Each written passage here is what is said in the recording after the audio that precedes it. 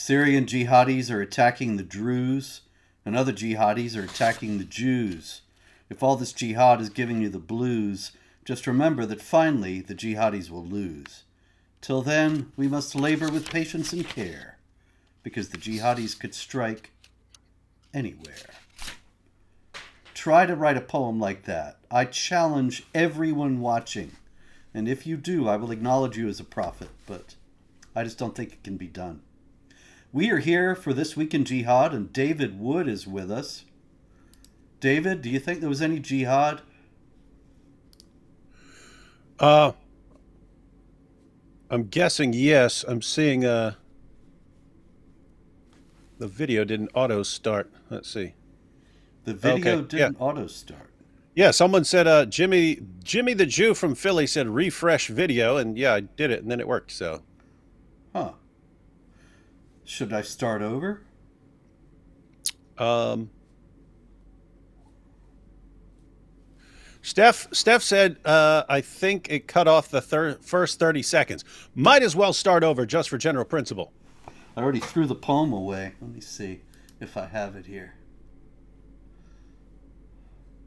Yep, there it is. That was a YouTube thing. That was a YouTube thing. It was giving the buffering thing while we were live until we refreshed. So, I don't know nothing about none of that. Sorry.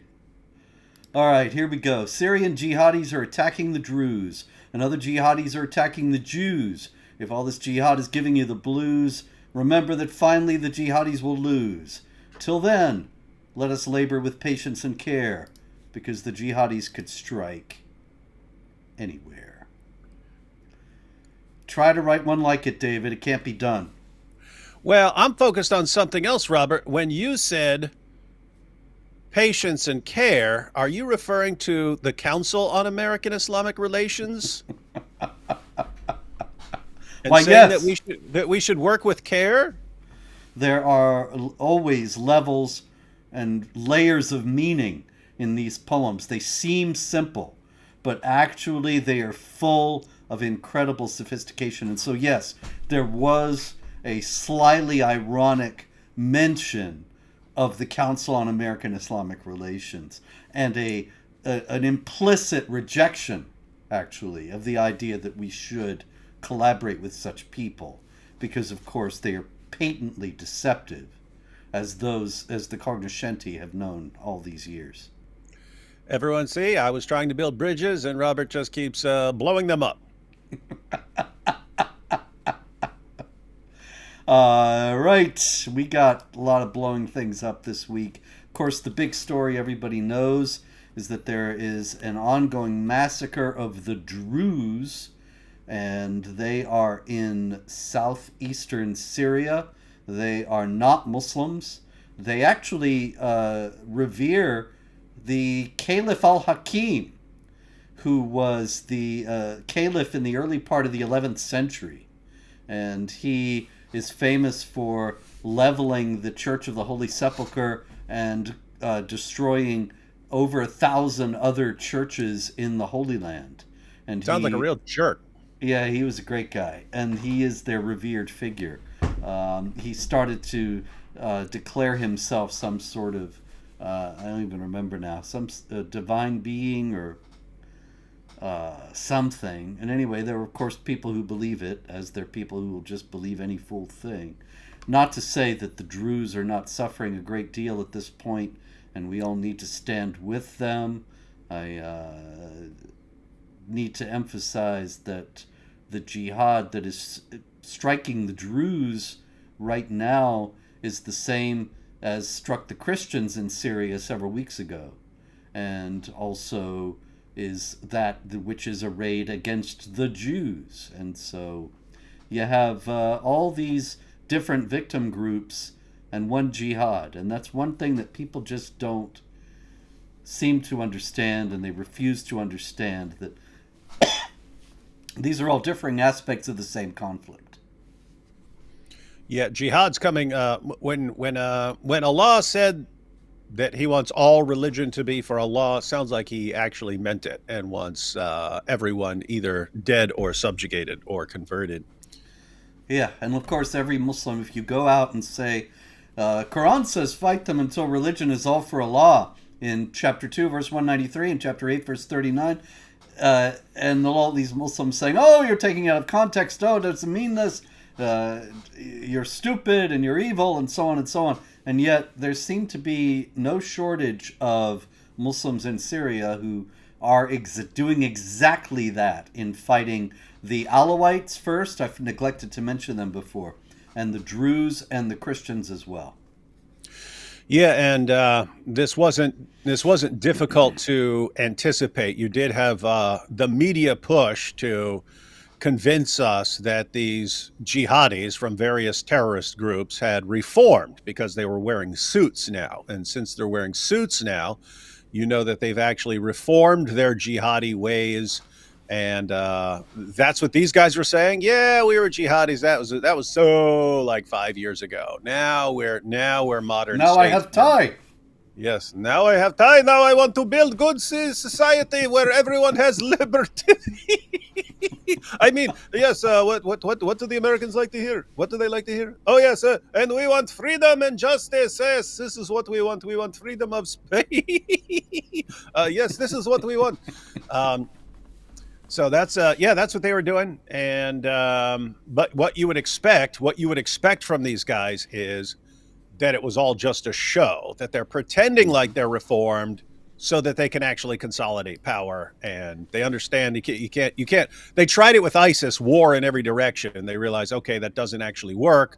What do you need to do? You need to take over an area when it's weakened, and then in order to appease Western nations, act like you want something that they're going to like while you establish yourself in the country. So And so surely now, that must be against Islam, David.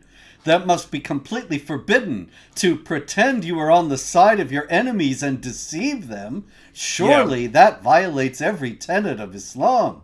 yeah, we haven't seen that for 1400 years straight every single time. It's totally new. They keep, I mean, Robert, imagine you're, let's say you're a football team. Let's say it's, this isn't the case right now, but suppose it's like back in the day and it's the Pittsburgh Steelers and the Dallas Cowboys and they're going to the Super Bowl. And imagine the Dallas Cowboys only have one play that they run over and over and over and over again. And just imagine being so incompetent that you go in there and you fall for the exact same play every single time, no matter how many times they run it. That's what it's like going through the history of jihad, seeing them use the same thing over and over and over again. And still, after 14 centuries of running one single play over and over again, here we are. Oh, look, they're on our side because they say so. Let's get along with them. Ah, why is there sword at our throat? It's So, true. It's just crazy. I think it's a cultural thing. Would you agree? It's a cultural thing that in the West, I mean, it's like if you say somebody's a liar, it's your fault. You're the bad guy. And so if I go on, actually, even now, the last couple days, if I go on some show and say, Ashara, the president of Syria, I don't believe him when he says he's reformed because everything he's doing and allowing to be done goes against what he's saying. And it's like people think I'm the bad guy because not trusting people is like a grave sin in Western culture. I'm not quite sure where this comes from. yeah, because it can kind of work if the people around you are generally not lying to you and trying to take advantage of you in order to violently subjugate you. But when you have a group that's doing just that, and that they have a long history of doing that, and that they follow a prophet who did that, probably a good idea to be a bit suspicious, especially when you see Christians being killed, Druze being killed, and so on. Um, but the concern here for me, Robert, is that you're going to have this government that is officially not on board with Christians and Druze and Alawites and so on being violently attacked and slaughtered and humiliated in various ways. Um, but that you're going to just have these jihadis roaming free to do all this stuff. And the question is whether they're complicit in this, or whether the government's complicit in the attacks, or they just can't control them. Either way, it's bad. But it looks like a copy of Nigeria, right? It's going to be Oh the yeah. same exact dynamic as in Nigeria, where the government says, "Oh, we're not with these jihadis," but sadly, we can't do anything to stop them when they're running around killing Christians left and right, and helping us take over all of Nigeria. That sort of situation where you can't tell what the government is, if the government's actually with them, or if the government is actually against them but just doesn't want to be on their bad side, and so they don't stop them. Because either way, it doesn't really matter. You've got tons of jihadis killing non-Muslims with impunity. And more than killing, you mentioned humiliating. And I saw a video earlier today of a guy. They say, what are you?" He says, "A Druze." And he starts slapping his face and pulling his mustache hairs out. And there were the forced shavings of the beards of some of the Druze leaders. One of them was mistreated so extensively as that was going on that he died shortly thereafter. And this is directly reminiscent of the Nazis forcing rabbis and other Jews to shave their beards in the camps in the 40s. Now, what is the humiliation aspect? Surely that has nothing to do with Islam. That's part of that's part of the entire system. Ibn Kathir, in his commentary on Surah 9, verse 29, which is about fighting the Jews and Christians until they pay the jizya with willing submission and feel themselves subdued. He says that whole thing about paying jizya until they feel themselves subdued is about disgracing and humiliating them, to make them understand that they are second class, and that's the only way they're allowed to function. Now, a group like the Druze would be interesting because you're not sure exactly what category to put them in, because they didn't exist during the time of Muhammad. So they don't have some official status like a Jew could or a Christian could in theory. So it kind of depends on whether they treat them like, whether they give them the option of dhimmi status or not. But yep, it's all part of it. And we've seen the videos of Muslims bragging about this. Just imagine you go to a town and you get to completely humiliate this man in front of his family. What's his kid going to do? His kid's going to convert. And that's also behind the rapes, is it not? Yep. Like the rape gangs in England. Mm-hmm. Yep. That There's a way to avoid being raped, ladies. You just have to give up and convert, and everyone be Muslim. And then, of course, you're still going to get horribly abused, but it'll be quiet. But as they get No one will raped, ever know about it not only humiliates them, but it humiliates the entire community, that they couldn't defend or wouldn't defend the women, and they allow this to happen. And so, once again, the supremacy of Islam is declared.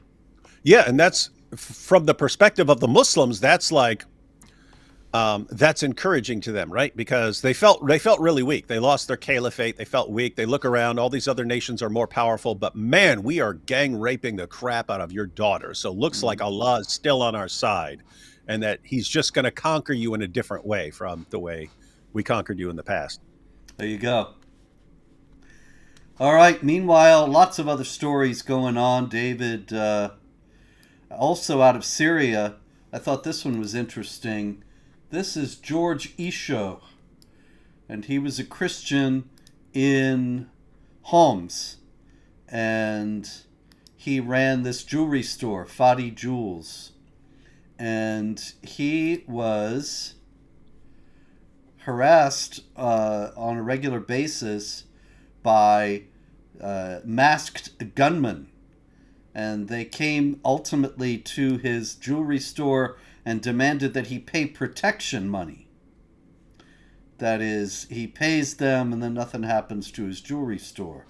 And he refused, and they shot him dead. Now, that reminded me of certain aspects of Islam. I suspect you see where I'm going with this. Yeah, well, before you had the mafia, you had the exact same principle in Islam. That, I mean, jizya is basically protection money. We're gonna we're going to keep coming at you and killing and slaughtering and doing what we want until you pay us basically protection money so that we don't attack you. And I've always wondered if the mafia actually picked it up from that, or if they just came up with the same brilliant idea. I wouldn't be in the least surprised. As I point out in the history of Jihad, the Muslims owned Sicily for a couple hundred years there in the 9th to 11th centuries. And so you have very strong possibility, seems to me, that that kind of thing became ingrained in the culture. And so I think there's a very good chance there could be a connection. Okay, let's just go on from Syria. Lots more can be said about Syria, but there's so much other jihad, David, I'm afraid. So we have the same things going on in Nigeria that have always gone on, and they include the killing of 20 Christians in Plateau State. Fulani herdsmen, that is Islamic jihadis, killed 20 Christians in one area of the state, while predominantly Christian villages in another county in the state have suffered the slaughter of 80 of their residents since May. In Mangu County, herdsmen razed, that is, tore down 96 houses belonging to Christians and killed 2 Christians in the area on June 27th. Anyway, this is just part of the ongoing jihad. But David, I got a story here that's unusual, and that is that the jihadis are actually being stopped now by the government. The government of Nigeria this week jailed 44 men for involvement in Boko Haram, that is, books are bad, the jihad group, one of the 3 main jihad groups in Nigeria. 44 guys. Well, I'm going to have to see a bit more from the government for that, because you always in these situations, now you have to wonder, is it just for show? It's like the Tommy Robinson pointed this out with the grooming gangs. He pointed out, hey, when you see them arrest 5 people and put 5 people on trial, guess what? There were hundreds of these guys involved in that town. They're putting the 5 on trial for a show to make it look like they did something. If they actually had to arrest all these guys, they wouldn't be able to hold, the prisons wouldn't be able to hold these guys. And there would be a much more of an uproar from the Muslim community if you start locking up massive numbers of people. So it's for a show. They grab a few people, because guess what? There's a lot more jihadis in Boko Haram than 44 people. If it was 44 people, I wouldn't worry about them, Robert. I wouldn't be concerned at all about them. So anyway, I guess it's better than nothing, because what we've seen from the government of Nigeria has been nothing. But I hope this is the start. I hope this is the start of something better, and not just a show to pretend like they're doing something. Unfortunately, it's even worse. You may recall a story I believe that we spoke about, but may not have in the past, that in Nigeria, a lot of Boko Haram jihadis were put through a de-radicalization program. Those always work. Oh, yeah. 100% success rate. And once they were, it actually is a 100% rate, but it's a 100% non-success rate. In any case, these guys. Hey, I just wanted to point out on that note, I've seen a better success rate of people who leave Islam in prison. That seems more effective. People who conclude that Islam is false in prison. That seems more successful to me than I've ever seen from the de-radicalization program. So anyway, my point is, wouldn't it be a much better idea? You got people in prison, you've got a captive audience, literally a captive audience. Convince them that every reason they were given for becoming Muslims or remaining Muslims is complete nonsense. And then even if they don't leave Islam, you will have given them enough doubts about their religion that they don't want to go out and die for it. Seems like it would be much better, much more effective than, oh, Don't you know Islam is peaceful? It says right here, if anyone kills a man, it's as if he's killed all mankind. Like all these jihadis going to, oh, yeah, we missed that one. Yeah. Don't know how we ever missed that one when we're slaughtering people in the name of Allah and raping all these little girls. Anyway, sorry about that. Yep. Well, there was another point in there, but I've lost it now. Yeah, What was it? I interrupted you when I thought about we were making fun of the de-radicalization program. So we were Oh, talking about a lot Nigeria. of them Yeah. go back in they join the military. Oh A yeah. lot of these Boko Haram de-radicalized jihadis have gone into the Nigerian military. So I think that's all the more reason why we see so little action about the jihadis in the Nigerian government, that there's active support for the jihadis. They didn't go into the military because the military is against the jihadis, but rather because the military leaders are sympathetic.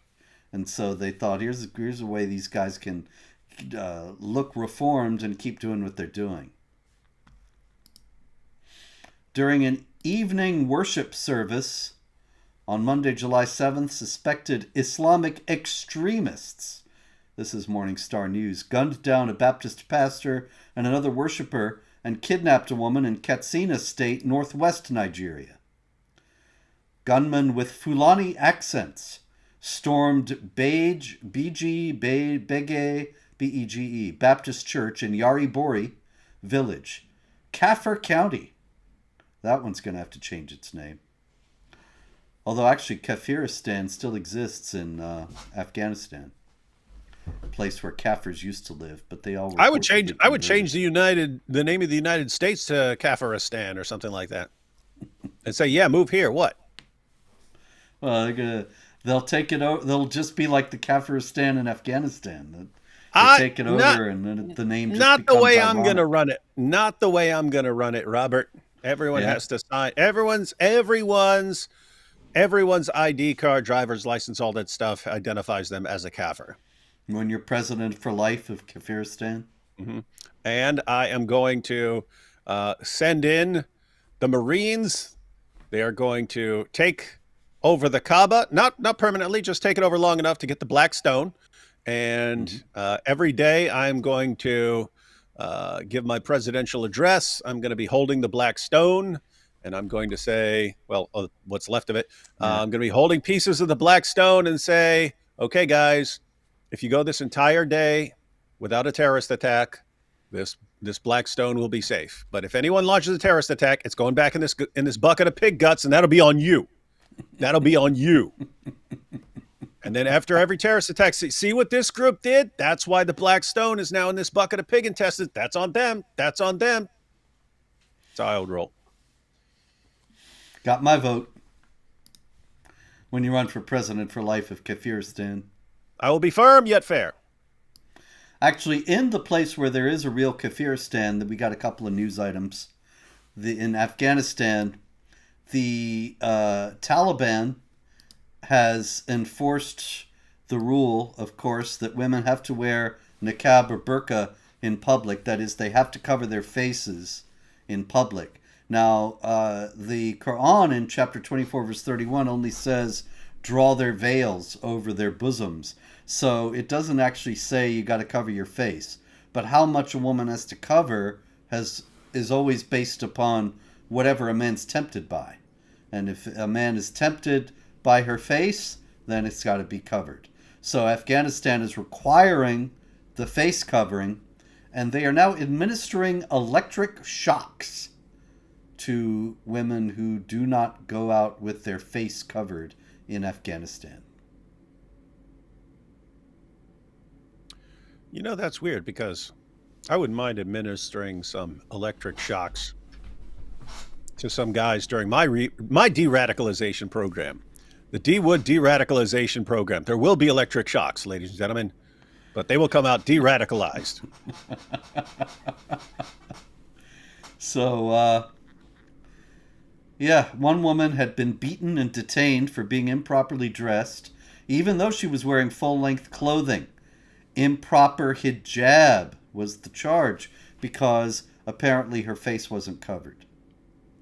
So, Anyway, that's Afghanistan. And meanwhile, I thought this was kind of wild. What was the picture name? Hang on. Okay. So, meanwhile, they want tourists to go to Afghanistan. Yeah, I saw that. That actually made me want to go to Afghanistan, Robert. I'm not going to lie. I actually thought at least they're being funny, and so they got a sense of humor. The only time I ever saw these guys with a sense of humor is when that BBC reporter chick or CNN or whoever she was said, "And will women be able to have leadership positions here?" And the guys all started cracking up and told them to turn off the camera. Yep. But I was like, whoa, these are Taliban jihadis, and they're actually laughing. These guys got a sense of humor. So then when I saw this commercial, I was like, hey, these guys, it's cool. They're desperate for money, and so they want some tourist revenue. They understand that is one of the last places anyone on the planet would ever want to go.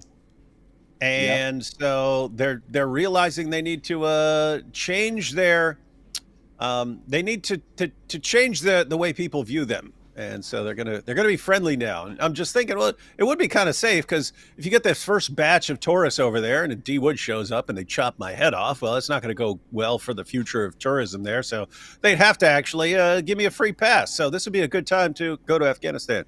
Yeah, we can do it, Robert. Let's go. Okay. I'm going to buy a ticket as soon as the show's over. You, me, and AP. Okay. Kabul. He Islamicized me in Kabul.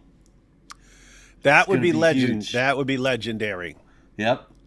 Hey, you know what we could do? We could have we could do an Islamicized me for stage version, like an hour-long version that's all like a play, and we could just do a touring play in Afghanistan.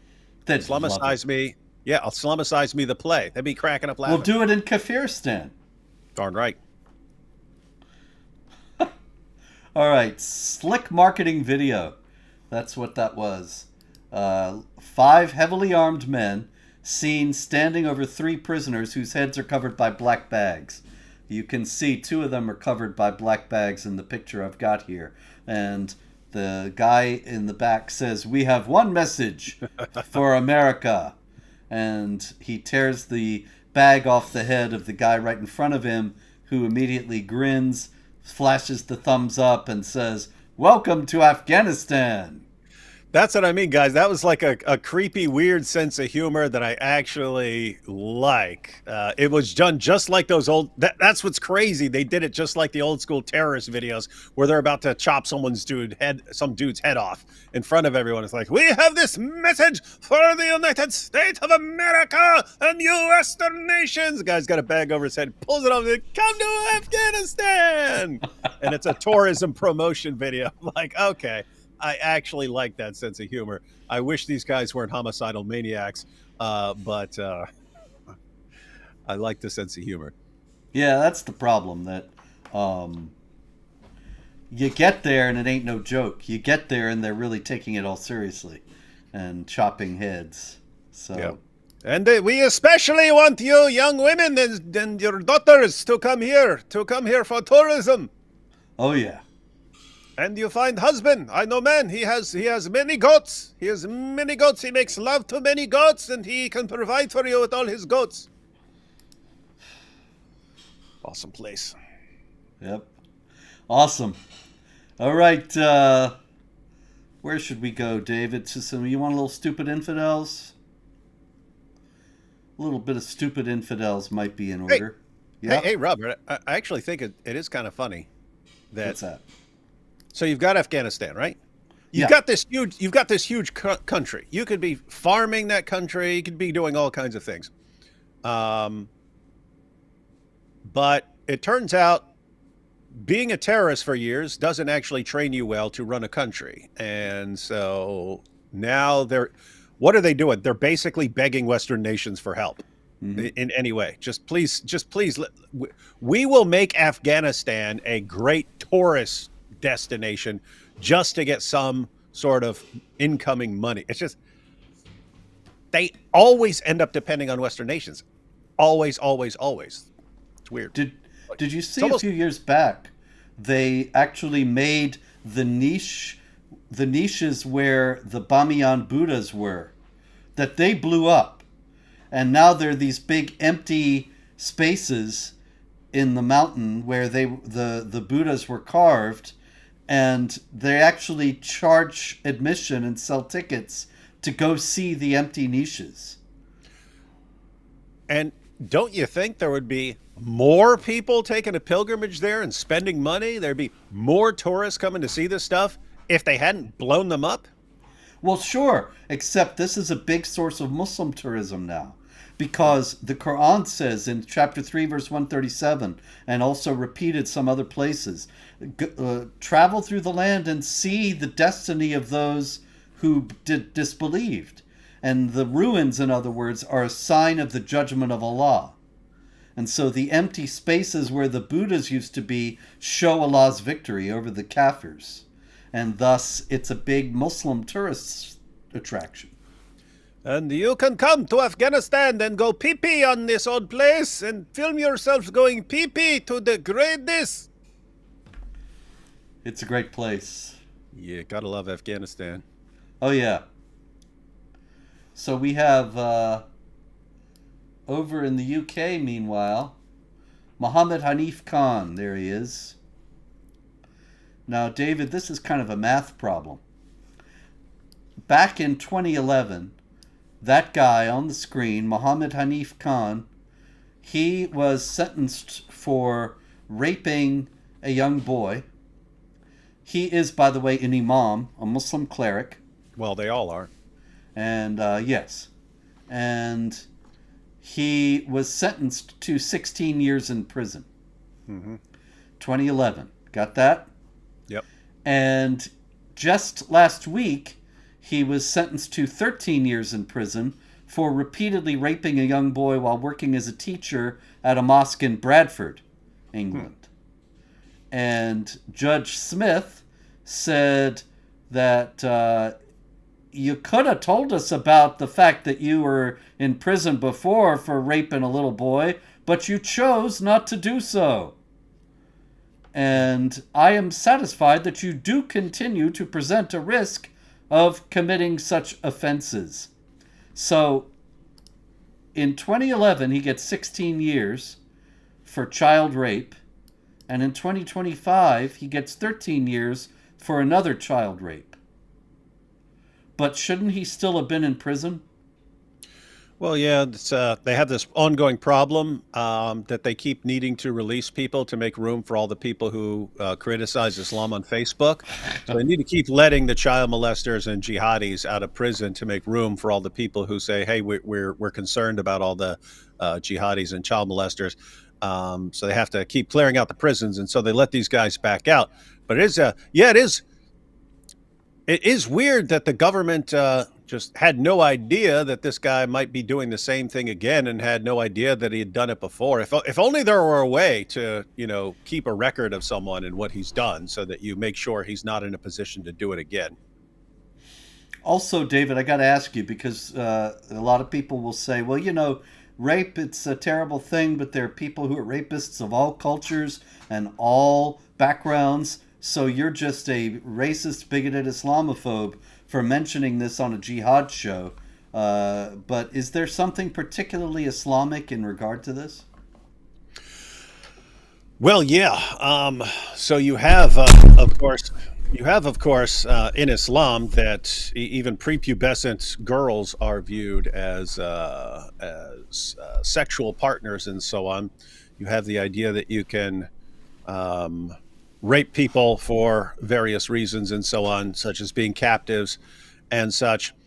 You have these weird things about the boys of paradise and so on, but regardless of the origin, it just became a thing in Islam that it's very common for men to rape young boys, and you're not viewed as gay before he gets a beard. Up until once he gets a beard, if you keep having sex with him, then you're regarded as gay, and that would be bad. But yep, as long as it's a young boy, you're good to go. Might that have anything to do with some of the texts in the Hadith and Sirah literature? Surely not. I don't know, David. I don't know. It sounds Islamophobic to me. It is. The Southport attack was a year ago. Very terrible attack by a man from Rwanda, who later it was discovered that he had Al Qaeda literature in his house, and so it was initially not reported that there was any jihad connection.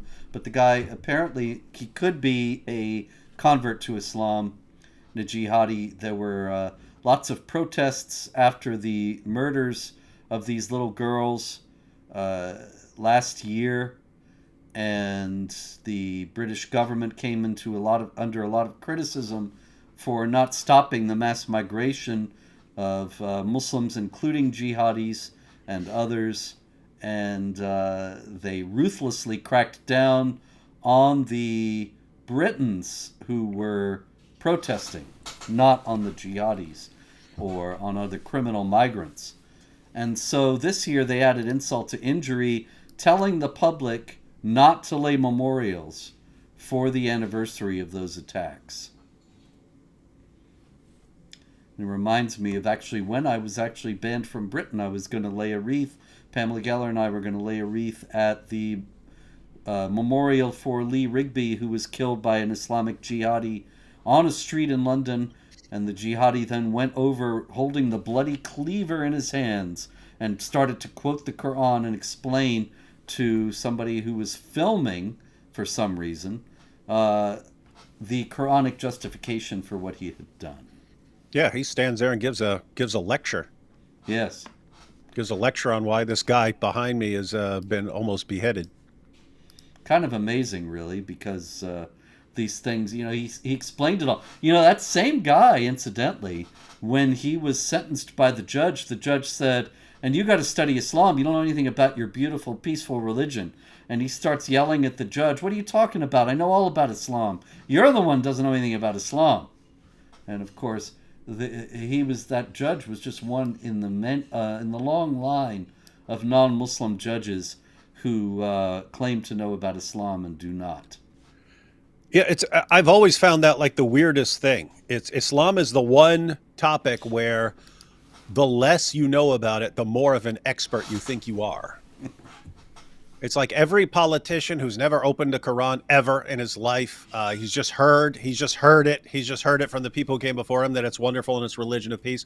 He will think he is an expert. Any journalist who's never studied the Muslim sources at all will all in an instant not hesitate to correct you, who spent decades studying Islam and its history and written piles and piles of books. They will instantly consider themselves experts who can correct you. And even, as we've seen, experts who can correct jihadis.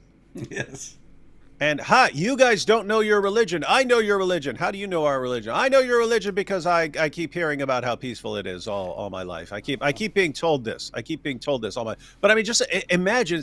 I'm trying to think of another subject where the less you know, the more of an expert you think you are. Like, it wouldn't work in anything else. I mean, like, you wouldn't say, I know nothing about math, therefore I'm an expert mathematician and I can go to MIT and correct this guy who's spent his entire life as doing math, and he's a math professor. I know more than you. Ha ha, you dumb idiot. I'll correct you on math. It would make zero sense. But in Islam, yes, the more you study, the less of an expert you are, and the less you study, the more of an expert you are. It's just it's amazing. Really, it's all about whether you toe the line or not. If you, like Karen Armstrong was a nun. She didn't study Islam. She didn't have a degree in Islam. And they all fell all over themselves, the leftist intelligentsia as well as Islamic apologists, saying Karen Armstrong was this great expert on Islam. But anybody else who might have exactly the same credentials, who does not say the things that they once said, then that person doesn't know anything about Islam. May be far better trained and far more knowledgeable than Karen. But anyway. All right.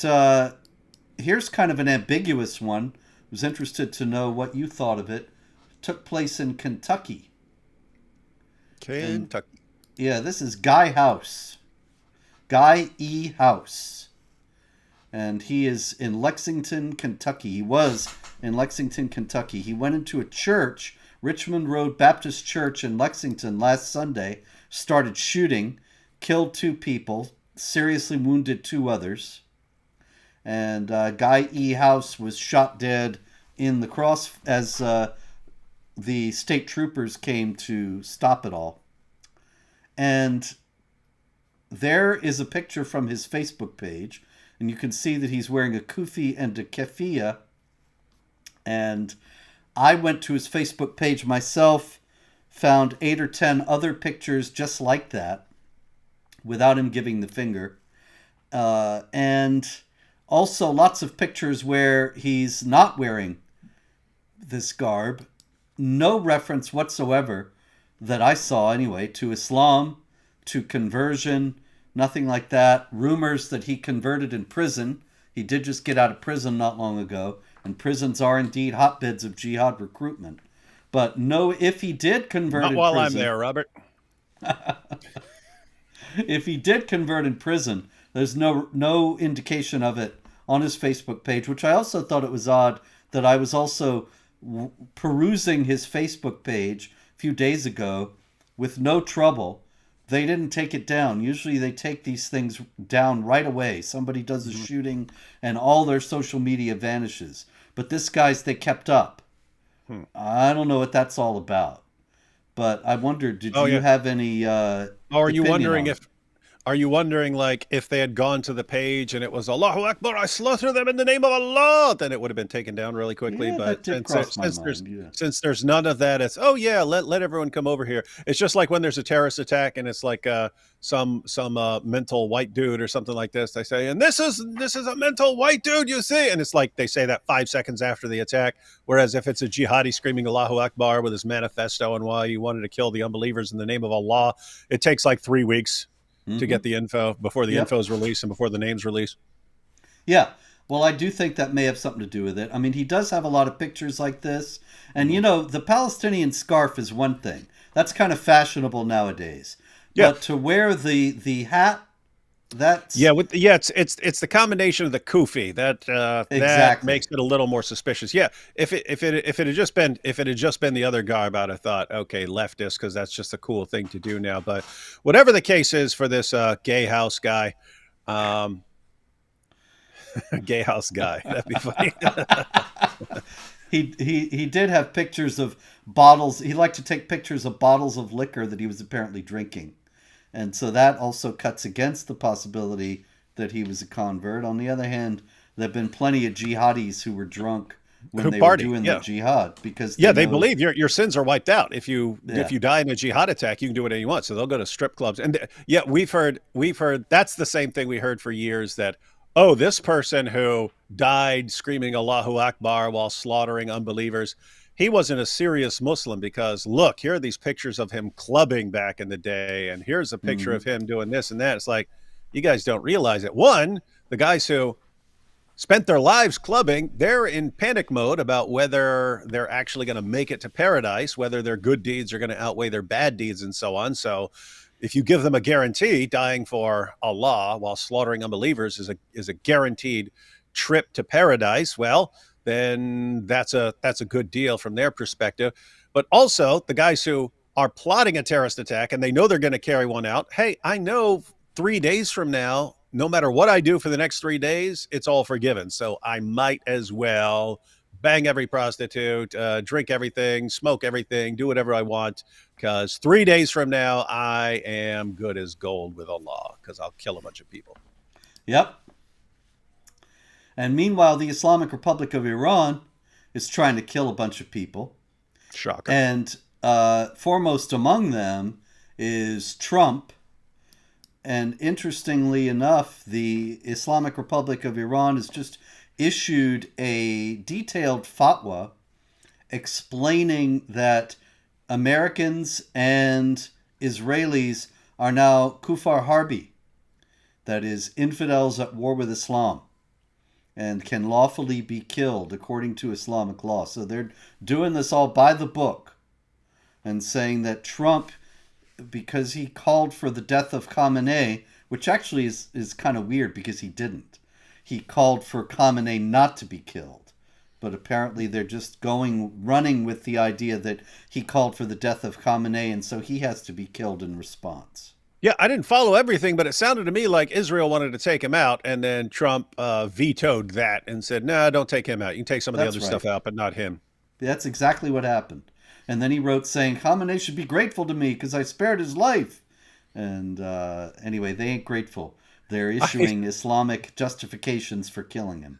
I would live it up a little more if I were president. I would say, "Oh, okay, so I actually saved your life and you have zero gratitude and you say how you want me dead?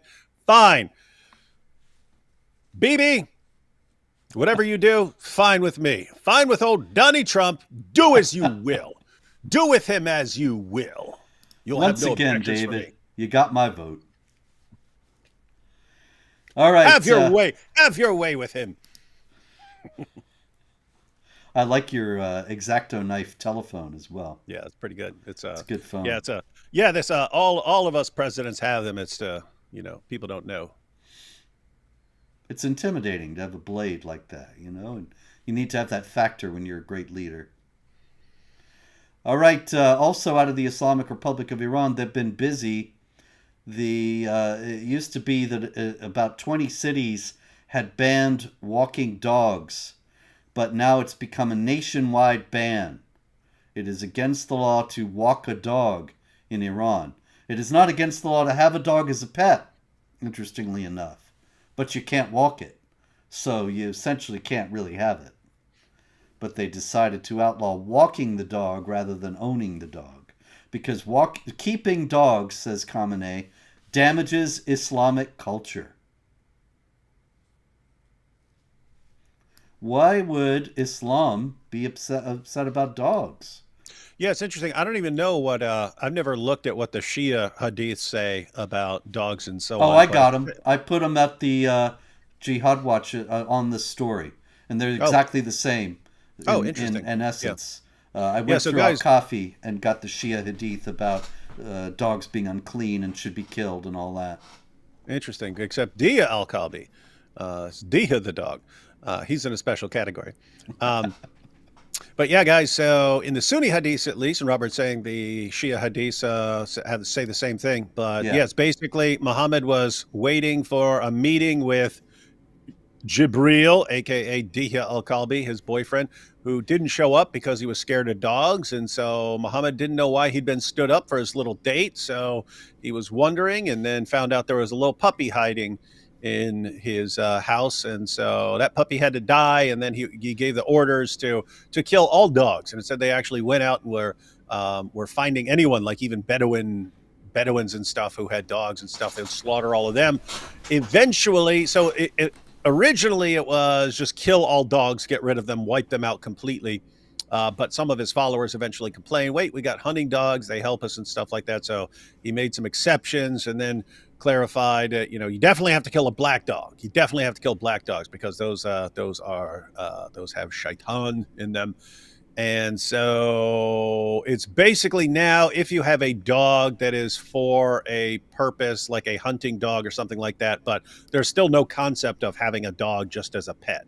You don't keep a dog as a pet. You can have a dog as some sort of special work animal or something like that, but you don't just have a pet. With that said, Robert, I'd just like to draw a comparison between Iran and an awesome place like the United States of America. Robert, you probably don't pay attention to comic book movies and so on, but the new Superman movie just came out last Friday, so it hasn't even been a week. New Superman movie came out. And in this one, they never put his dog in there. In the comics, Superman has a dog, Krypto. He appears occasionally, but it's known that he has this super dog. The dog is also from Krypton and has superpowers. Other than that, it's just a normal dumb dog, but it has superpowers. So anyway, they put Krypto in the movie. Spoiler alert, everyone. If you haven't seen it, you're about to. Krypto saves the day in like 10 different ways during the movie. But right after, just with the weekend of that movie coming out, dog adoptions soared 500% here in the United States. So, Hmm. if any of you in Iran have to get rid of your dogs to avoid them being massacred by the Ayatollah, send them over here. People are adopting them like crazy Yep. Uh, just because for we're better than your Ayatollah. You ever we trust anyone who just hates dogs in general and says they have to die? Well, there you go. And here's Muhammad in Shia Hadith. It is detestable for a Muslim to allow a dog to live in his house. Whoever keeps a dog every day 1 qirat is reduced from the good deeds of his owner. There's nothing good in dogs except hunting dogs or that which guards cattle. Oh, you're right. Then that is exactly what you find in the Sunni Hadith. So this is one of Yep, those instances where they say exactly the same thing. indeed. So that's one thing they're doing in Iran. Also, they just were embarrassed by the Israelis and the Americans when the Israelis and Americans destroyed their nuclear program, or at least set it severely back. And now we have the reason. Did you see this, David? Let's see. Abdullah Ganji, who is the former editor of a newspaper that was connected to the Islamic Revolutionary Guards Corps, he said, after the recent war, a few sheets of paper were found on the streets of Tehran containing talismans with Jewish symbols. In the first year of the Gaza war, news also leaked out about Netanyahu meeting with occult specialists. A few years ago, the supreme leader stated that hostile countries and Western and Hebrew intelligence services use occult sciences and jinn for espionage. So that's why they won. It was the jinn. Hey, I remember that. That used to be in Dearborn. Yep. Might still be there for all I know. Nice. I got a picture of myself in front of that sign somewhere, but with giving the thumbs up. But yeah, I mean, it must be encouraging. It must be encouraging if you're Israel and your enemies have to attribute your victories to the supernatural. Mm-hmm. Like, hey, we helped out. We had Hezbollah's back, and the Jews blew all their testicles off. They must be working with jinn. Must be it. Hey, they somehow figured out where all of our leaders and everyone having to do with our nuclear program is and blew them all up. They must be consulting demons. No, they're just way, way, way smarter than you guys who are products of 40 generations of first cousin marriage. There you go. All right, usual run of stuff. Let's see here. This is just a still photo from the Australian news. Stabbing outside shopping center. Man yelling Allahu Akbar in moments after the attack. And you see the caption for what he's saying. He's repeating it. So yet another stabbing of random people in Australia. In Germany, a man stabbed his wife in the back in Bavaria. Danon G, who is from Yemen, stabbed the mother of his 6 children to death because she wanted a divorce. And she had already contacted the police regarding her husband's violence ever since she arrived in Germany. What is that all about? Well, obviously sad situation, and you do have situations where a parent loses their mind and just kills everyone. That sort of thing happens, but killing of family members happens more frequently in Islam because there's this ongoing thing, Robert, where if someone is getting too far out of line, you actually put them in the apostate category, the heretic category, or the just you're not actually living as a Muslim category, and You have all sorts of justifications for killing people like that. Muhammad even said, carry out Allah's penalties against your own family members and so on. And so, hey, my entire family is about to become non-Muslims, at least in practice. They're not doing things right. I'll just kill them all and keep my family honor.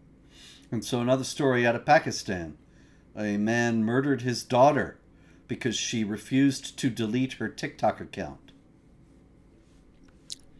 Same thing you're saying. That he told her what to do. She didn't do it. So therefore... Now people... Yes? Now people can make movie clips just using AI. You just tell it what to do and it actually makes it looks like real. Looks real. I'd like to do an Islamic version of that Braveheart scene. There's that Braveheart scene where he says, they may take our lives, but they'll never take our freedom. But like the Islamic version would be like, they may take my freedom, but they'll never take my honor, as he's like murdering his entire family. Yep. I should have put this one with the Jews sending jinn to defeat the Iranians. But anyway, it's not too late, assuming I find the picture. There it is. This is a TV host in Egypt, and his name is Mohammed Musa. And he was teaching on his show that the Protocols of the Elders of Zion outlines plan to drown the world in a soccer craze in order to distract Arabs and prevent them from making any progress in their societies.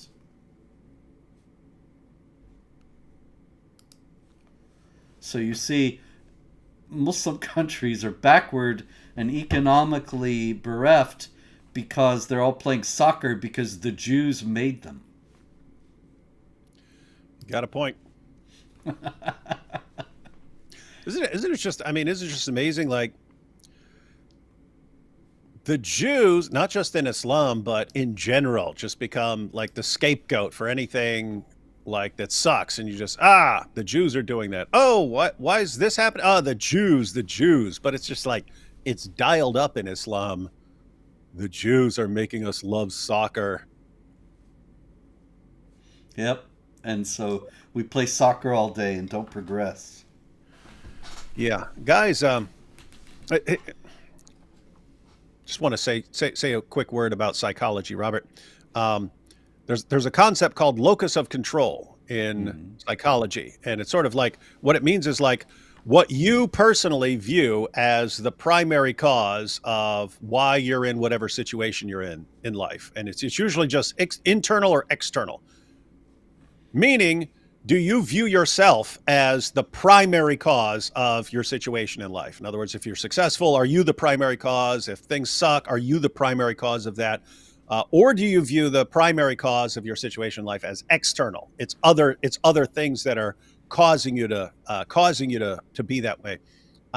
It turns out it's psychologically healthier to have an internal locus of control, because it means if you view yourself as if you've got a problem, you're the cause. That means you can focus. You have the ability to change that. If you believe that other factors are causing you to be in some sucky situation, you feel helpless and so on.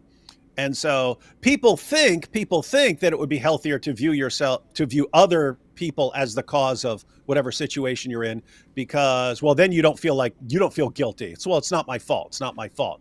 But no, it turns out you actually stagnate because you think you're helpless. You're helpless pawns of other people.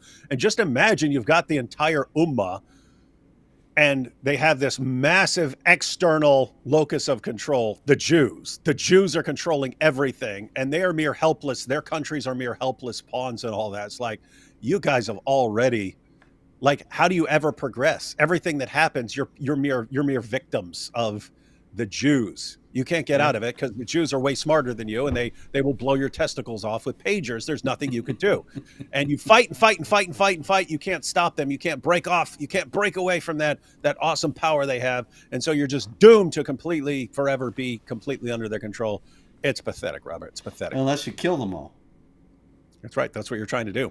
It's the only way we can stop loving soccer so much and stop wasting so much time looking at dumb soccer is if we kill all the Jews. That's why Allah wanted us to kill all the Jews. What? This is so stupid and dysfunctional. Yes. That could be the name of this show. Stupid and dysfunctional Islamic week culture. In stupid and dysfunctional. All right, super chat time. And so we have our old friend Abu Bakr al-Pafdadi. What would be our advice to the U.S. government, Trump administration, regarding Syrian jihadi government persecution of the Druze, rather? I think we talked about this last week, that the idea that Trump had of bringing Ashara, the president of Syria, around and making him some sort of partner is crazy. It's foredoomed. The Syrian regime has now attacked the three main minorities, religious minorities in Syria: the Christians, the Alawites, the Druze. The Trump administration should be being very tough on them with economic sanctions and military encirclement, and none of that is happening. You have to say Trump is good at issuing threats and stuff like that, but I would I would say, guys, we've given you a chance that you did not deserve. You are literal freaking terrorists. And you said you were reforming and you weren't going to be terrorists. And we gave you the benefit of the doubt.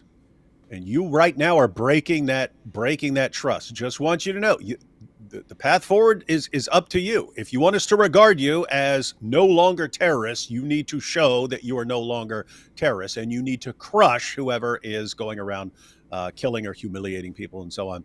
And if you don't, we just have to conclude that you are officially a terrorist regime, and that all that was for show. And we're going to treat you very, very differently based on that. Precisely. And we will give, and since Israel has taken it upon themselves to protect the Druze, even in Syria, just so you know, I am writing a blank check for as many rockets and so on as Israel needs to protect the Druze. So if you want to keep that up, see where it leads. Okay, Kurt Henneman says, are Muslims allowed to have non-Muslim friends? No, that's explicitly forbidden in the Quran.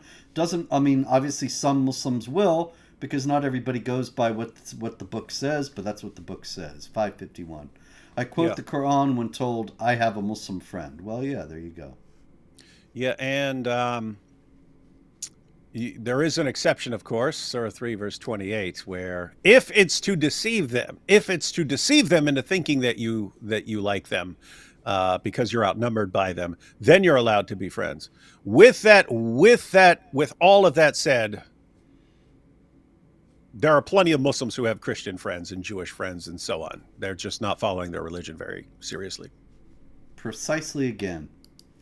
Okay, ABPD says, I heard reports that Houston Airport has a new prayer room fitted for Islamic prayer, segregated rooms, and ablution stations. What's up with Texas? They just think they're being diverse. It's Texas officials, like to officials everywhere else, have no clue. Right? What do you think, David?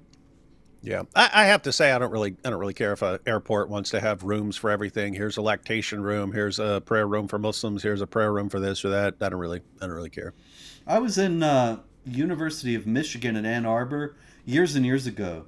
Debated Mustafa Akyol, the big liar, moderate Muslim, and you're gonna have to be more specific, Robert. Yeah. The big liar is like every Dawa guy out there. What was that other guy's name? He's kind of dropped off the map.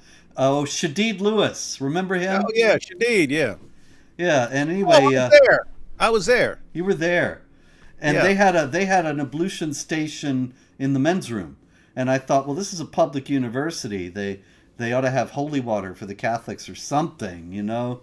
But anyway, they only had Islamic stuff at taxpayer expense. All right, ABPD.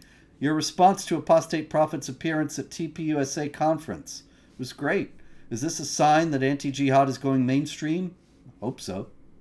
What do you think? We certainly hope so. And it's kind of difficult because conservatives, Republicans, and so on, they don't want to alienate Muslims and Muslim voters. In other words, they would like Muslims to share their same ideas, and it's hard to do if you're like blasting away at Islam constantly. So it's difficult, but at the same time, you have to deal with jihad. So you have to, and so that's always been the creepy thing about Islam. It's that the violent ones will use the nice ones to silence you, right? Mm-hmm. They kind of work together like yin and yang, even regardless of their intention. It doesn't matter what their intentions can be as pure as the driven snow. That's what they actually function as in practice. In other words, right? I want to blast away at Muhammad for having sex with a 9-year-old girl to expose him as not a pattern of conduct that the Quran says he is. So I want to blast away at him for that. But if I have Muslim friends and I want to get along with them, I can't just be blasting away and calling him pedophile and things like that, because then they're not gonna want to be friends. And so it's like, okay, I want to do this and I want to expose it to like undermine the jihad and people's confidence in Islam and so on, but you'll offend these guys that you want to get along with, and so everyone has this difficult situation to deal with right now. An entire political parties. We want to get along with these guys, but we have to stop these guys.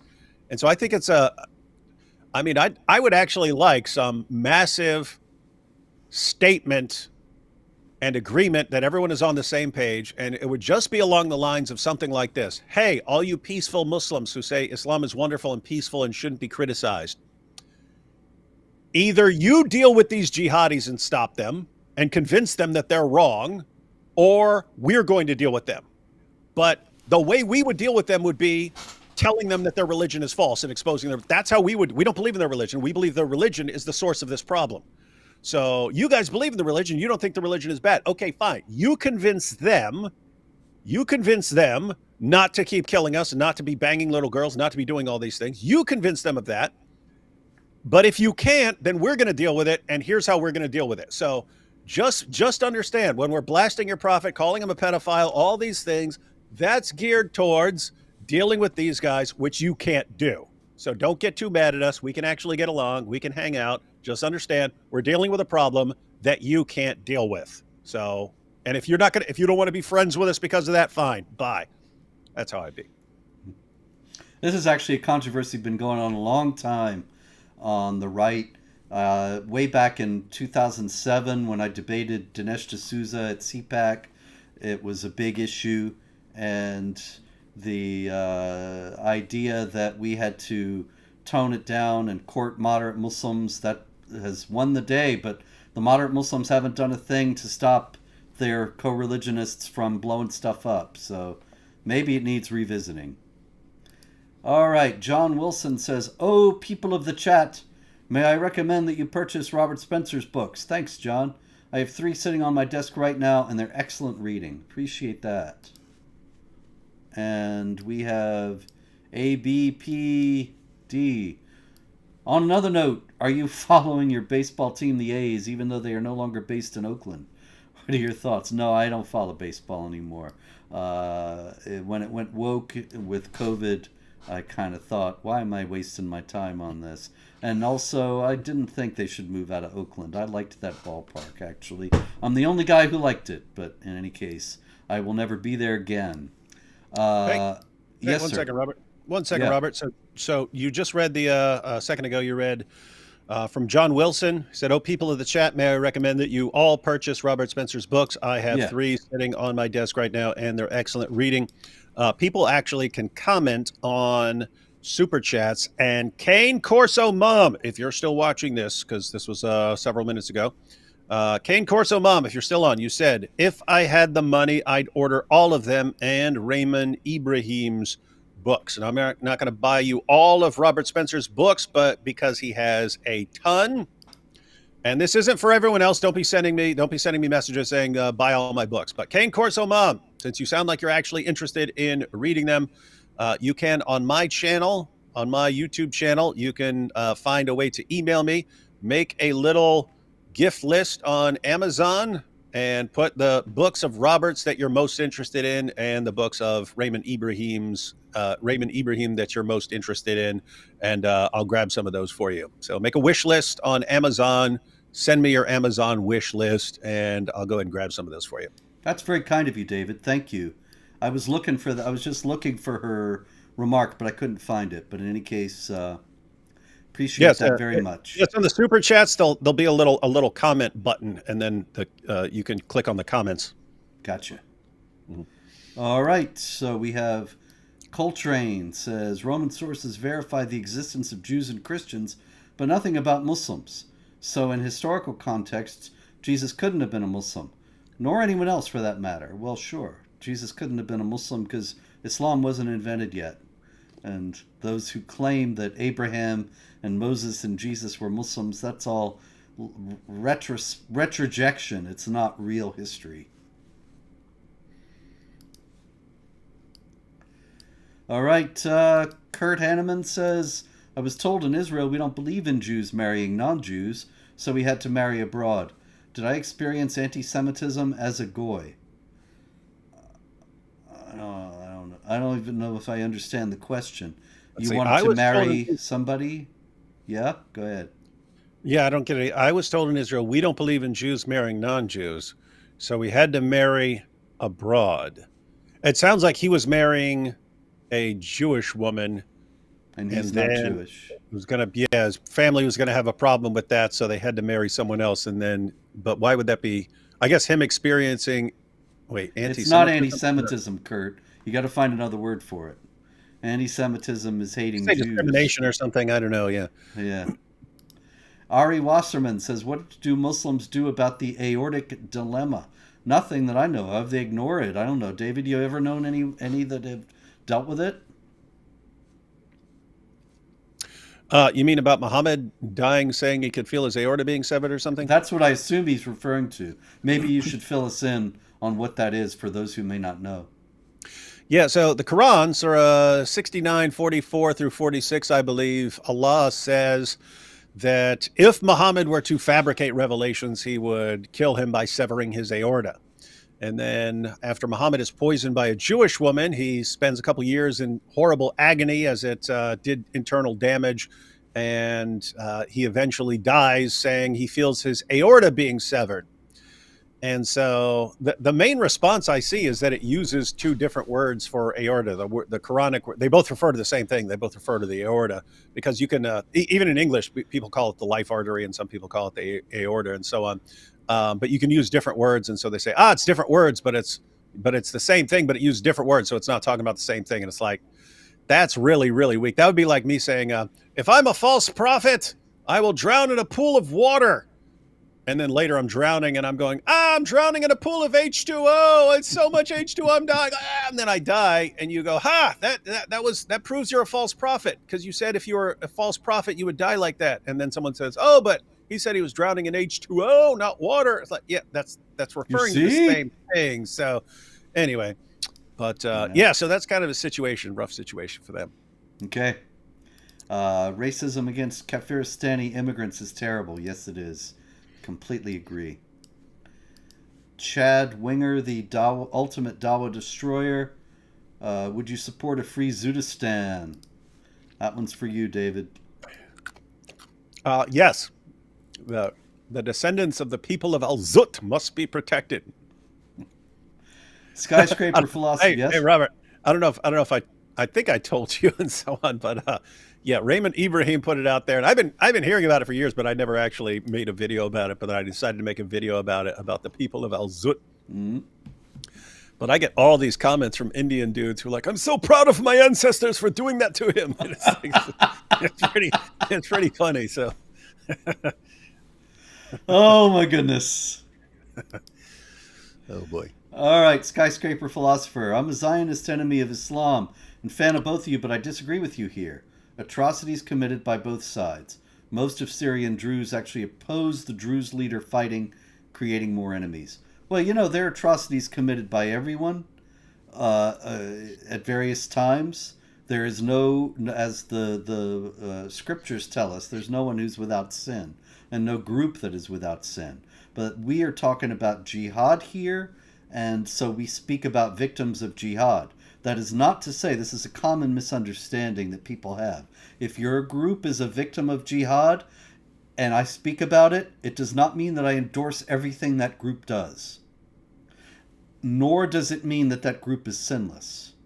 A group can be very nasty to other groups and do all sorts of terrible things, but if it's a victim of jihad, I will still talk about it here. Yeah, like you even have minority Muslim groups who are attacked by other Muslim groups. We'll report on that, and we'll say, hey, look, they're waging jihad against you. It does not mean we agree with the group that's being attacked, or that we're condoning everything they've ever done, or it's just jihad is jihad. David, that's an excellent point, because actually I've covered for years the persecution of the Ahmadiyya, who are nasty people. I've never met one that came even remotely close to their love for all, hatred for none slogan. I know you have, but every one of them that I've met is some of the personally unpleasant people that I've ever encountered. And yet I will always speak about the Ahmadiyya and their persecution. And it's the same. And then, I speak about Hindus, and people say, oh, the Hindus did these terrible things. How can you speak about Hindus? Same thing, folks. If they're victims of jihad, I speak about the jihad. I'm not endorsing anything else that any group does. And it just has nothing to do with the discussion, really. Okay. So if the Druze have done terrible things, I'm sorry to hear, but I still stand with the Druze against the Sunni jihadis. John Davis. RS, that's me. I'd like to arrange a debate between you and a Catholic answer apologist. Francis is right that Islam is a religion of peace. 500, you and the apologist. I'd call it a bargain, the best I ever had. John, I don't know. I did that a few years ago. You can hear the audio of the debate. It was with Monsignor Stuart Sweatland, I think his name was. Kind of an unusual name. I always call him Strickland, but I believe it was Sweatland.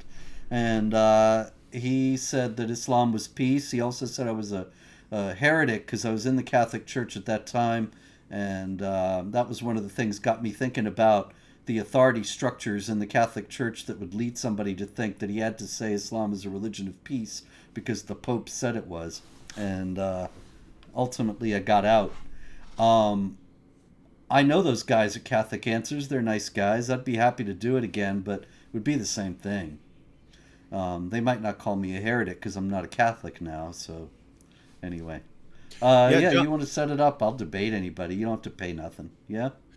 Yeah, John. So Robert just agreed to do it. And if for some reason they check out what Robert said and said, we don't want to do this again, it's just going to be the same, then I'd be happy to do it too. There you go. So tell them to take their pick. Anyone, matter of fact, I can name 20 people on our side who'd be happy to correct them on that issue. Great. Max, and of course, they could just debate Allah and Muhammad. They could. That would be funny. Just program an AI with all the stuff Allah and Muhammad said, and then let them debate that. Yeah, I did a debate like that once. Shoot, I can't remember the guy's name, but it was one of those ABN debates 100 years ago. And I just quoted, I had all the quotes, and I didn't do anything the whole time, but just keep quoting Muhammad in the Quran. And that's so funny. He was debating against Muhammad in the Quran. Max Gero sends a super sticker. Thank you, Max. Mother Hulda says, thoughts on the elderly man in Spain who was beaten and then the subsequent mosque that was burned? Got your book in the mail today. Thanks, Ma. I was actually going to talk about the elderly man in Spain who was beaten, 68-year-old man, just beaten at random by Muslim migrants. Not in favor of burning mosques. I'm in favor of not having the mosques there to start with because there's nobody that would go to them. And that would be not having immigration policies that are suicidal. once you have the mosques there, you shouldn't be burning them down. You need to work through legal channels. What do you think, David? Yeah, I haven't followed this story enough. I've seen people posting about it on Twitter and stuff like that, but I wasn't really following it. So Okay. But we are, I think we can safely say, we're on record against burning mosques down. definitely. Drew Traver says, so the Ayatollah is worried about the Jewish jinn. I wonder with him being Shia if he knows about the big black jinn Muhammad had to deal with. All right. The men of Al Zut. What do you mean username? Says, but what do you mean username? David, tell us the story about Plato's Republican dogs. Oh, I guess because we were talking about dogs. I've only told that story like 17,000 times. But very quickly, if you have the deadliest, most fearsome soldiers on the planet, how are you going to avoid those soldiers who have all the power eventually just taking over the city and subjugating everyone? And they wondered how it would be possible. And then they realized that there's a dog who's trained to be hostile towards people it doesn't know or people who are dangerous to someone, but so loving and friendly that you could leave a dog with you could leave a baby with your dog, and that dog would fight to the death to protect that baby and not take over the family and not subjugate everyone. So they said, okay, we have to raise our soldiers to be like that. But that taught them that it is possible to have those two natures combined in one creature. Okay. Sravan Kumar Nuna says, when Islamophobia, defined as irrational fear of Islam, is used for their defense, do you think we should coin a term like Islamophronia, which can mean rational, reasonable, and legitimate fear of Islam? You know, people have all sorts of words like that. I used to use Islamo-realists a lot, or Islamo-realism. I was on a show a couple weeks ago, and the guy was saying, Rahul Sur, actually, an Indian scholar of Islam, saying Islamofactism or something like that, which I thought was very close to Islamo-realism. People coin these words, but getting everybody to use them is another matter. Yeah, that's the power of a word like Islamophobia. It's very catchy, very catchy. Yes. And then if everyone's criticizing Islam at some point over something, and you can just respond by that and use that to block any criticism of Islam, that spreads really quickly, whereas the alternatives that you put out might not be as catchy and don't spread as rapidly. So you got to give it to them. Hats off to them. Indeed. For coming up with a word, a stupid word that, as it's been pointed out, is used to manipulate morons. Yes. You got to give it to them. I mean, silencing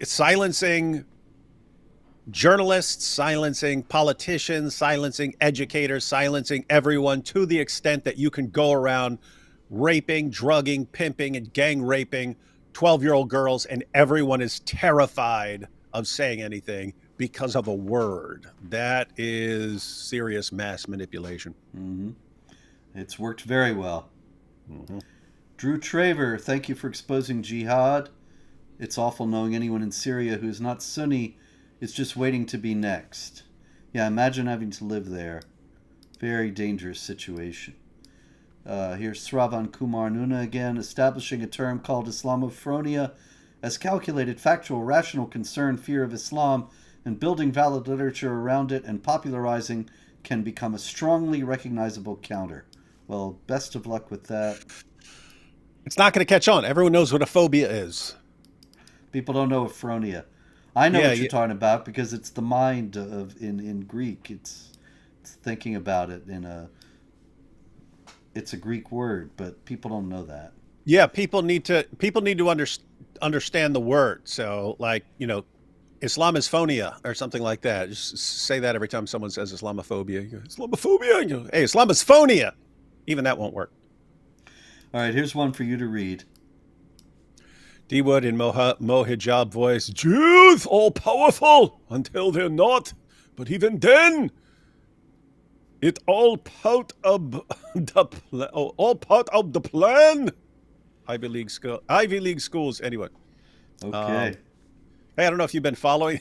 Have you been Yeah, following what's the no? epic What's up? downfall of What's Muhammad the? Hijab? Well, you told me that there were some new developments a few Oh days yeah. ago, but I don't know what they are. Yeah, so hijab, it's kind of a minor issue. For years, he's been defending secret second wives and hotel wives and things like that. Um, and so it was obvious he's doing this stuff behind the scenes. He even said in a discussion with Daniel Oh, Hakikachu, you he mean he's estimates, openly saying this is acceptable practice? yeah, yeah, Oh, okay. yeah. So he's been saying it's fine, and he estimated that 85% of da'is are have been in polygamous, marriages and stuff like this. So 85. he 85%. So, and keep in mind these are guys who are marrying multiple women that aren't recognized by the state and so on. And he said he knows one guy who had like 30 or 40, one da'i who has like 30 or 40 or 60 kids or something. He had like a ton of kids just from Mhm. all these different women that he's banging in Islam. How does Um, he pay for all that? That's an awful lot well, of kids to support. yeah, I don't know how that guy does it. Might be a very popular da'i who gets lots of donations and so on. But Muhammad Hijab was interesting. Wasn't even paying for it. He would get a woman to marry him and then say, "I just want to keep you as a hotel wife and so on," Mm. and not pay for anything for her. And so one of his victims eventually exposed him. So they agreed to marry. They agreed to marry and so on. She understood that she was going to be kept as a secret from his main legal wife, right? Because the main legal wife had found out about one of his secret marriages before, and she left him for like a year with the kids, and so he didn't want that to happen again. I swear by Allah, I won't do it. But it's like when Muhammad says, "I swear I will not have sex with Mary the Copt again," and then he has to go back and do it anyway. So anyway, he kept doing it, kept marrying these other women and so on. But this woman, once it's basically, hey, yes, I'm gonna provide for you. We're gonna get married. And we're gonna have a life. We're gonna have a family. Just keep it secret from this wife. She agreed to that. She agreed to not tell the wife. But then once they're married and they have sex, then it's okay. I'm not going to provide for you. I'm not going to get you a house. I'm not going to raise a family with you. Any of that. You're my wealth. You're my wife just in the hotel. And she said, no, I didn't agree to that. And then so they get a divorce. And so that could have been the end of it, but it was actually bothering her. It was actually bothering her that Muslim men are treating Muslim women like this. And so she insists she didn't want to expose hijab for doing this. She just insisted, I need to make sure that other Muslim women are warned that guys are doing this and treating them basically like prostitutes. Yes, I'm going to marry you, I'm going to provide. And then you're lying. You're That's just what it you're just is. doing it to get them in bed. Yeah, just doing it to get them in bed. So she wants to warn people. So they actually had an agreement where Ali Dawa would interview her. Ali Dawa would interview her. She wouldn't mention who it is, wouldn't mention hijab. She'd just say this is a thing that she fell victim to, and then warn other Muslim women, you need to take precautions and so on when dealing with these guys. So Ali Dawa recorded the interview. Then Muhammad Hijab had it shut down. Don't ever post that video. Ali Dawa said, "Okay, whatever you say, hijab, you're bigger than me, yeah." Um, and then she got ticked off because, hey, we had a deal and you guys broke the deal. She still tried dealing with it behind the scenes. And then a Muslim channel behind veils got involved. And they started investigating. They tried to work with Muhammad Hijab behind the scenes. Look, here's what you need to do. You need to give her what she wants, which is her exposing that this is a thing. That's all she wants. She wants, and you need to apologize to her. Hijab couldn't agree. He denied it. I've never married this woman. I have no idea. She's crazy. And so they went ahead and started releasing videos and stuff of all the evidence. Hijab's denying it. He makes a fake account that's supposedly by a third party who's investigating this. Turns out it's all hijab. He did a fake AI generated voice of himself. They made a fake confession from her that was AI generated of her confessing that I was never married to Muhammad Hijab, but then it got Wow. ran through the AI tester and said, nope, this is AI. This is a fake AI confession. They took a screenshot from one of her things, and then they doctored it with Photoshop to make it look like, and then blamed her for doctoring it with Photoshop. So it's like all this stuff, and it's like they keep getting caught on this. It's like, what are they doing? Anyway, the most recent video turns out, Robert,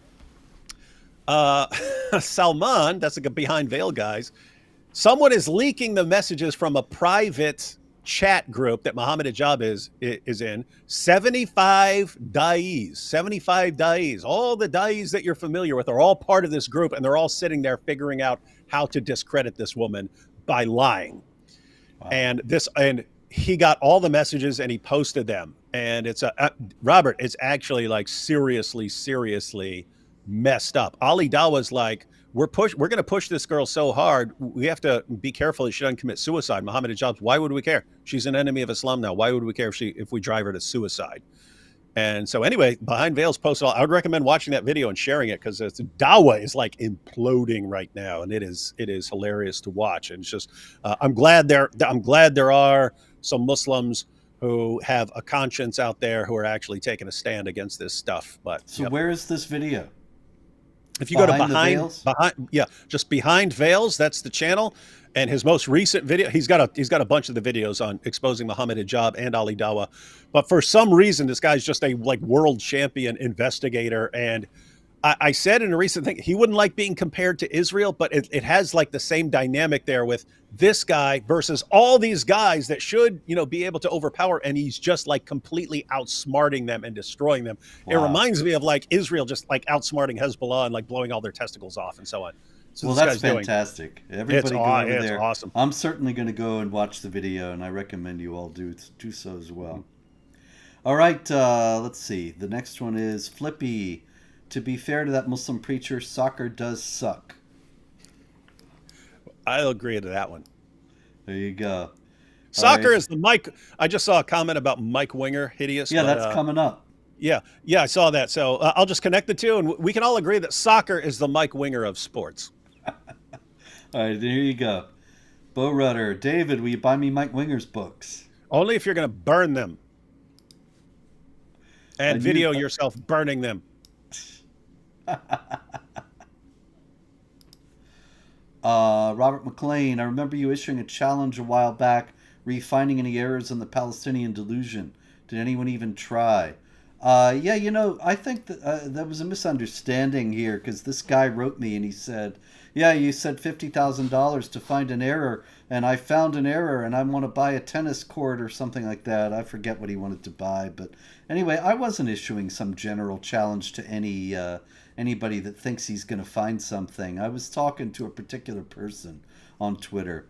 But anyway, he sent me, that same guy, a bunch of things, and I'm trying to remember.